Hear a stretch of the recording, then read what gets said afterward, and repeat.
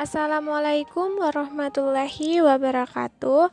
Yang terhormat Bapak Dr. Haji Muhammad Rafiq MPD selaku dosen pengampu mata kuliah Bahasa Indonesia dan teman-teman yang berbahagia. Puji syukur marilah kita panjatkan kepada Allah Subhanahu wa taala atas rahmat berupa kesehatan sehingga kita bisa berkumpul di Zoom meeting ini. Tak lupa juga salawat serta salam semoga tetap tercurahkan kepada junjungan kita Nabi besar Muhammad sallallahu alaihi wasallam. Pada hari ini saya Nur Zakiyah dari kelompok 11 sebagai moderator yang akan memandu presentasi kita kali ini. Materi yang akan dipresentasikan adalah merancang laporan kegiatan.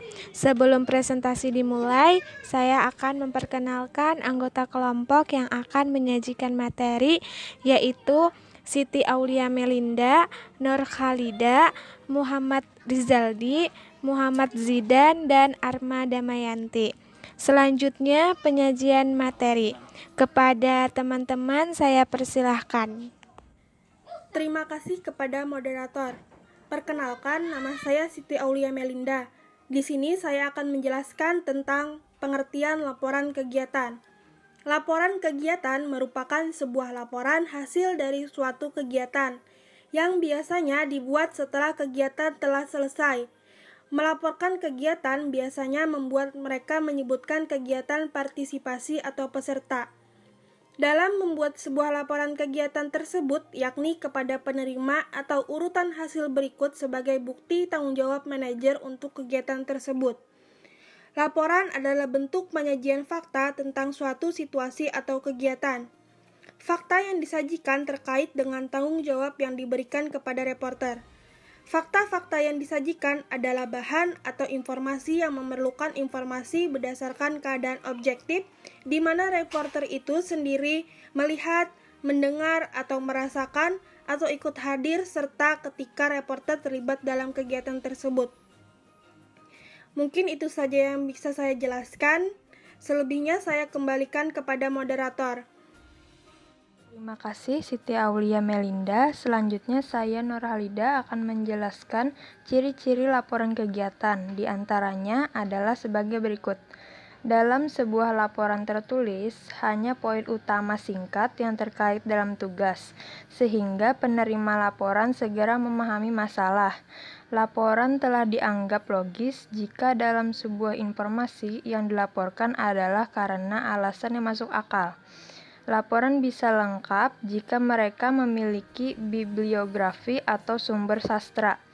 Laporan dianggap secara sistematis jika deklarasi tertulis diatur dalam unit yang saling berhubungan dan berurutan. Baik, materi selanjutnya akan disampaikan oleh Muhammad Rizaldi. Perkenalkan, saya Muhammad Rizaldi. Saya akan menjelaskan jenis-jenis laporan kegiatan, yaitu terbagi menjadi dua. A. Dilihat dari segi penyampaian laporan. Bentuk pelaporan ini biasanya dilaporkan atau dilakukan secara langsung. Secara langsung dalam wawancara, panggilan telepon, dan lainnya. Laporan tertulis adalah jenis laporan kegiatan di mana formulir disampaikan secara tertulis. Yang kedua, dilihat dari segi tata bahasa. Laporan dengan adanya suatu tata bahasa populer, yakni biasanya dalam tata bahasa sederhana, terkadang disertai dengan kata-kata lelucon atau kata-kata yang lucu. Laporan tata bahasa secara ilmiah yakni biasanya dianggap untuk suatu hasil penelitian, dan ini digunakan untuk tata bahasa yang logis dan sistematis. Laporan sistematis tentang kegiatan yang akan ditulis harus mencakup unsur-unsur sebagai berikut. Yang pertama, apa? Yang kedua, siapa? Yang ketiga, mengapa? Yang keempat, di mana? Yang kelima, bagaimana? Yang terakhir, kapan? Selanjutnya, tata cara membuat laporan kegiatan. Yang pertama, dari segi struktur laporan, adalah koper. Koper merupakan halaman yang letaknya berada di bagian paling awal sebuah laporan. Sama halnya dengan makalah, di dalam koper sebuah laporan juga memuat judul, identitas, dan keterangan dari si penulis. Yang kedua ialah kata pengantar. Kata pengantar merupakan bagian yang tidak boleh dilewatkan dalam sebuah laporan. Halaman ini nantinya berfungsi untuk mengantarkan pembaca agar dapat memahami laporan seperti apa yang telah kamu buat. Untuk membuat kata pengantar di sebuah laporan, kamu bisa melihat berbagai contoh kata pengantar yang baik dan benar sebagai referensi. Untuk contohnya bisa dilihat di dalam slide PPT. Mungkin itu saja yang dapat saya sampaikan. Untuk materi selanjutnya saya serahkan kembali ke moderator. Terima kasih banyak. Perkenalkan, nama saya Muhammad Zidane. Di sini saya ingin melanjutkan pembahasan dari Muhammad Rizaldi, yaitu daftar isi. Sesuai namanya, daftar isi merupakan halaman yang di dalamnya membuat pemetaan halaman untuk setiap bagian, mulai dari kata pengantar sampai halaman terakhir. Untuk membuat daftar isi, kamu bisa memanfaatkan fitur Table of Content yang ada pada Microsoft Word atau aplikasi sejenisnya. Yang keempat, pendahuluan. Pendahuluan merupakan bagian awal dari laporan yang berisi beberapa sub-bab seperti latar belakang dan tujuan kegiatan. Yang pertama ada latar belakang. Latar belakang berisi tentang faktor apa saja yang membuat kamu menyusun laporan tersebut. Biasanya, latar belakang mencakup sebuah jawaban dari apa yang membuatmu melakukan penelitian atau kegiatan tersebut. Yang kedua, tujuan. Di bagian ini, kamu bisa menjelaskan tentang tujuan dibuatnya kegiatan atau penelitian yang kamu lakukan.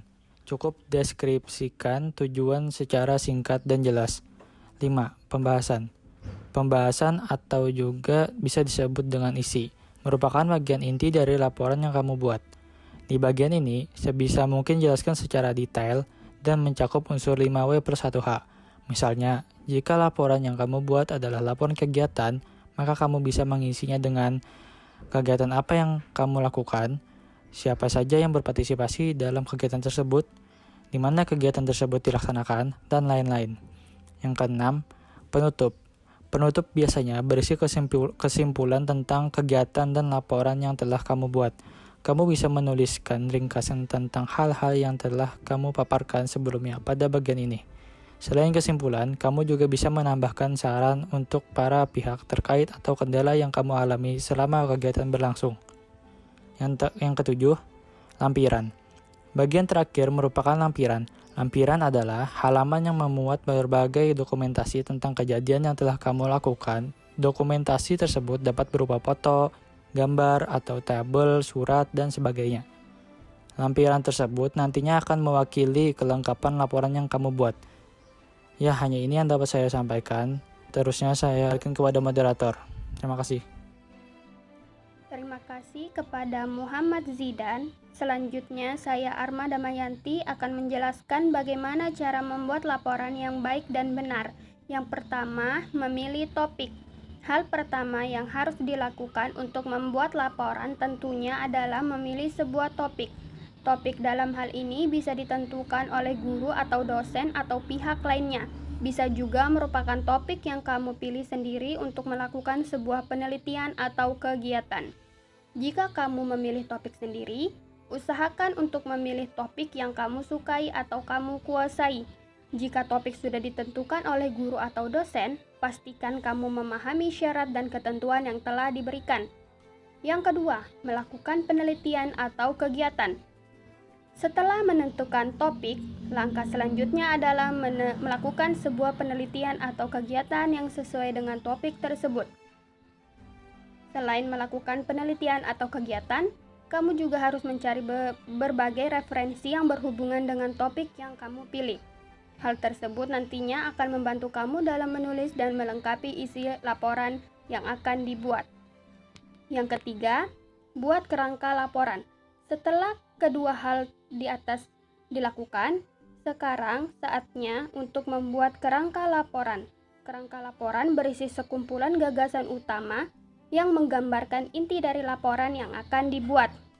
Pembuatan kerangka ini bertujuan untuk mempermudah pengaturan dan penyusunan laporan yang akan dibuat. Yang keempat, menulis laporan. Setelah membuat kerangka, saatnya menulis laporan. Jangan lupa tulis laporan dengan struktur yang baik dan benar. Mulailah menulis dari bagian pendahuluan sampai dengan penutup. Untuk menulis laporan, gunakanlah kalimat yang jelas serta berdasarkan data dan fakta yang ada.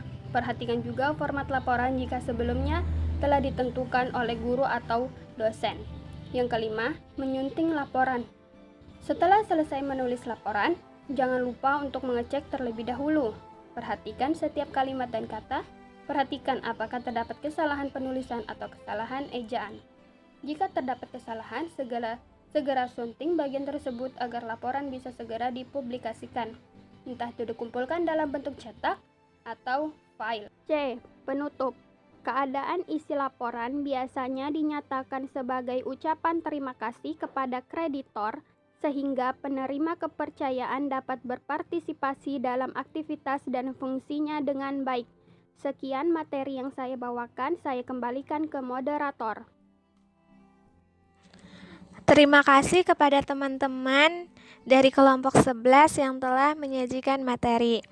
Baiklah, saya akan membacakan kesimpulan dari presentasi kita hari ini, yaitu beberapa hal yang bisa kita pelajari tentang cara membuat laporan. Beberapa hal di atas bisa kita terapkan dalam pembuatan segala jenis laporan, mulai dari laporan kegiatan, laporan prakerin, dan sebagainya. Dalam membuat laporan, kita harus memperhatikan setiap detailnya, mulai dari keterkaitan dengan topik, kelengkapan laporan, serta sampai referensi yang digunakan. Semoga setelah ini kita bisa membuat laporan yang baik dan benar, serta isinya dapat bermanfaat untuk banyak orang.